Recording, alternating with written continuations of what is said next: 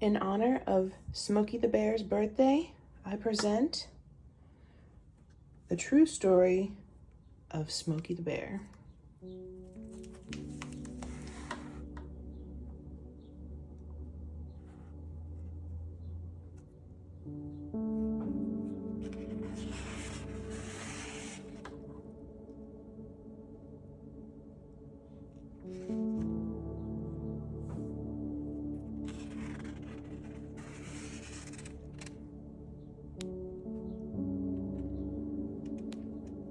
This is the story of Smokey the Bear and how he won his fame. How he found a wonderful job to do and how he got his name. When Smokey was a roly-poly cub, he lived with his mother, as bear cubs do, in a cave that seemed very cozy to them. It was a pleasant home. This cave in a mountainy forest in the state of New Mexico. He didn't have a name, but he didn't need one. He knew when his mother called him, and he knew her call meant that he should come home. If he didn't answer, she would cuff him gently because she expected him to mind. Mom. There were other bear cubs in the same forest, living with their mothers too. They all had the same lessons to learn, to mind, to come when they're called, and to climb a tree whenever danger threatened. But the lessons they liked the best of all were those about things to eat.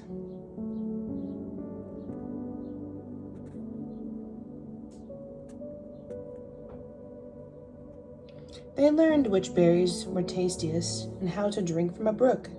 They learned how to reach into a hollow tree for a paw full of beeswax and sweet dripping honeycomb, and how to outrun the bees. They learned to turn over fallen logs and to scoop up the tasty bugs beneath. They learned to fish as they stood on a rock beside the stream.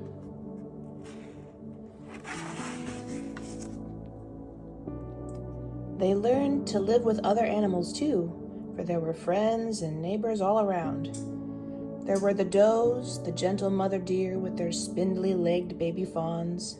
The fawns, like the bear cubs, had lessons to learn, to watch this way and that, leaning and looking with cocked ears and soft dark eyes, and to freeze into a breathless, shade-dappled log if danger came too close. Other woodland neighbors were the wildcats, who lived in the nearby rocky caves. At night, the wildcats crept silently through the forest, hunting for their food.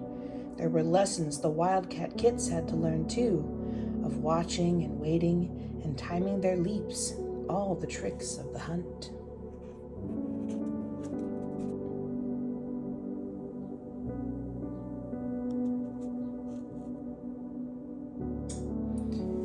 In the branches above ran the chattering squirrels, busy in a jolly-sounding life of their own. They chattered noisily among themselves as they gathered their stores of nuts, and on the ground below, and under the ground, in a whole world of tunnels and burrows and nests, lived the soft little rabbits and chipmunks and mice, diving out of sight at a dangerous sound, calling out warnings to their friends.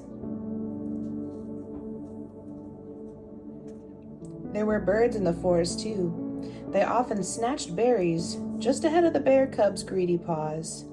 The cubs came upon their nests sometimes in climbing and saw the homely, hungry, squawking baby birds. The birds filled the forest with twitterings and chirpings as they built their nests and raised their young, and bounced and flew from branch to stem in a constant search for food.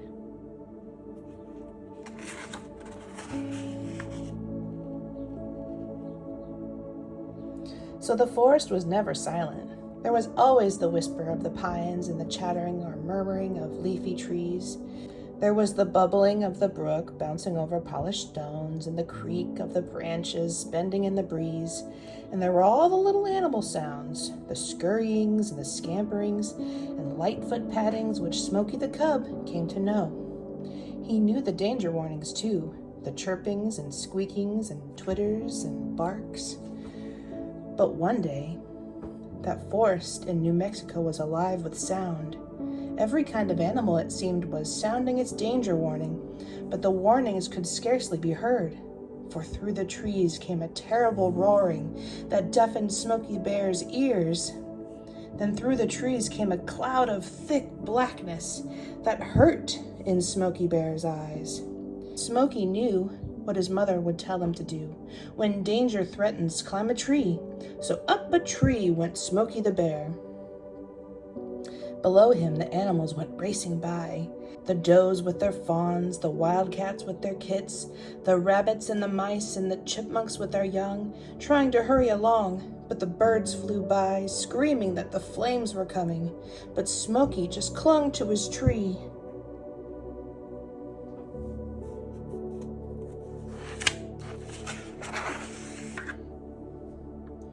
All around him, the forest fire roared and crackled. Flames licked at Smokey's shaggy fur and singed his tender paws. But he closed his eyes and clung to that tree. When he opened his eyes again and looked around after the roaring had stopped, Smokey could scarcely believe his eyes. The fire had passed, but instead of the cool, dim, fragrant woods all around him, stood hundreds of ugly, blackened sticks, with smoke still curling up from some of them. Smokey Bear felt very lonely. He did not see another animal around. But soon he heard voices, and some strange big animals came tramping through the woods, as tall as his mother when she walked on her hind feet the way that she did. They were men, as we know, though Smokey didn't, because he had never seen a man. The men were forest rangers, which is a fine thing to be. Excuse me. They had just been working very hard putting out the fire in Smokey's woods.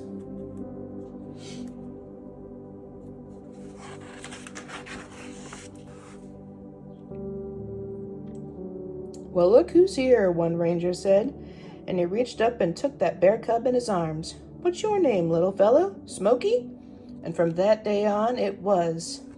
Though Smokey could not understand the words, he knew that voice was kind.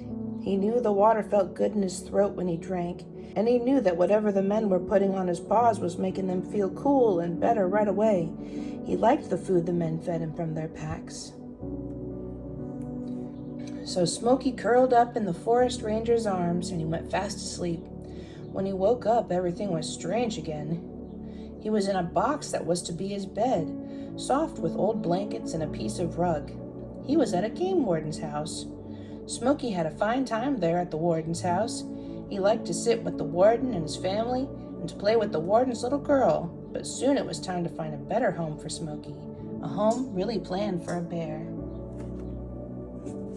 So off in an airplane, Smokey flew from New Mexico all the way to Washington, D.C. There he had a nice home in a national zoo where children could come see him every day. He has a whole set of new friends and neighbors, strange animals he's never seen before, but he feels at home with them. There are wildebeests and lions, leopards and kangaroos, and birds of every color in the sunset sky. But even with a nice new home and new friends, Smokey never forgot the forest far away and all of his friends and neighbors there. He never forgot that terrible day when they had all lost their homes, and Smokey wanted to do something about it so that it would never happen again. Now, all the time he was thinking these thoughts, Smokey was growing up. He grew into a fine big bear, and the bigger he grew, the more he wanted a good big job of work to do.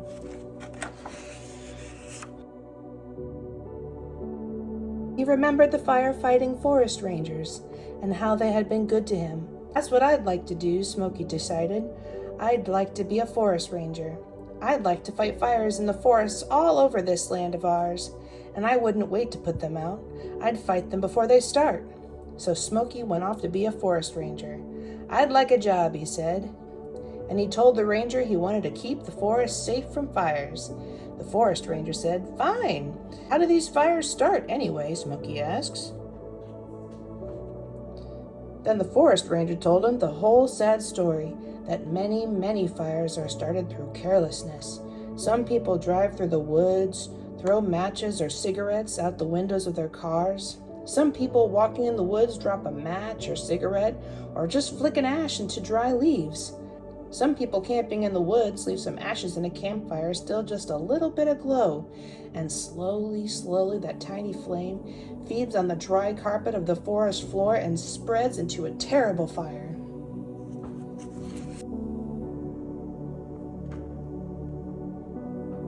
Or people living near a woods decide to burn some trash in their backyard on a windy day. The wind carries just one burning bit, whirls it overhead, and drops it down amongst the dry leaves of the woods. Then whoosh, with a crackle that grows to a roar, all the nests of the woodland friends are gone. "That's terrible," said Smokey. "What can I do?" "You can get the boys and girls from all over the land to help," said the forest rangers. "Teach them the safety rules to keep the forest green. Have them be junior forest rangers and teach their parents too. That is a fine big job you can do." So when Smokey left the office, he wore a uniform, and he's been helping to prevent forest fires ever since.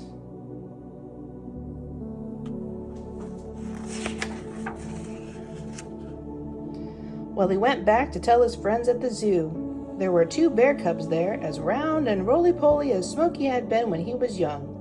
"We want to be junior forest rangers," they said. "We'll help you keep the forest green." "Fine, you come along with me," said Smokey with a smile. So along with the cubs was Smokey the bear, and wherever they went, they talked to boys and girls. The bears told the boys and girls what a lovely place the forest is, fragrant and dark green with branches overhead, a soft, crunchy carpet underfoot, and busy with breezes rustling through the trees. They told him what a lively place the forest is, full of animals and families and birds. "We hope the animals and birds won't ever have to run from a fire," said Smokey and the cubs. "We hope their forest won't ever be burned to a wasteland of charred stumps." "How can we help?" asked the boys and girls. "Here is how," said Smokey, and he taught them his simple rules for keeping the forest green. Everywhere, boys and girls learned these rules. They taught them to their parents, too.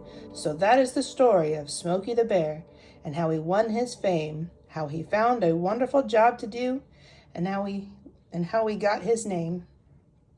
And it is the story of Smokey's friends all over this land of ours.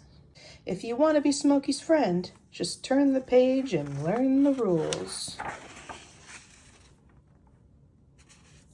Smokey's rules. I will be careful with matches. I won't play with matches or build fires for fun. Fires are dangerous for everyone. I will be careful with campfires. I'll put my fire out. I won't leave one ash red. Then I'll wet the ashes well to make sure the fire's dead. I will be careful with other fires. I'll burn papers and leaves when the wind isn't blowing, and I'll watch that fire till not one ash is glowing. Let's all be careful with smokes. I'll tell all the grown-ups, please, never more drop cigarettes or matches on the dry forest floor.